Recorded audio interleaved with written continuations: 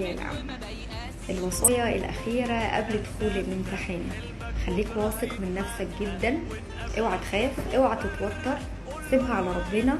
خليك واثق ان انت عملت اللي تقدر عليه، ان انت تعبت وبذلت مجهود، ان نجاحك ده شيء هيفرحنا كلنا وهيفرحك انت اول واحد. خليك واثق ان المذاكرة والامتحانات حاجة مهمة جدا جدا جدا، بس مش هي اللي هتبين شخصيتك او هي اللي هتخليك انسان قوي ومتزن نفسيا. اعمل اللي تقدر عليه واكتر كمان. حاول ان انت تقلل التوتر، حاول ان انت ما تخافش ما تتأثرش بتوتر اللي حواليك. اوعى تشرب شاي وقهوة كتير، ظبط مواعيد نومك، خلي الاكل بتاعك هيلثي جدا جدا على قد ما تقدر. اعمل الحاجات اللي بتحبها في فترة الامتحانات والمذاكرة على قد ما تقدر.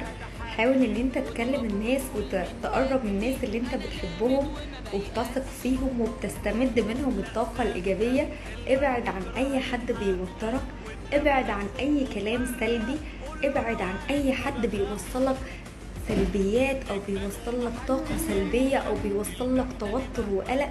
خليك واثق من نفسك، قرب قوي من ربنا الفترة دي وصلي كتير، وخليك واثق ان نجاحك هو نجاح انك توصل انك تكون شخص واثق من نفسك ومعتمد على نفسك.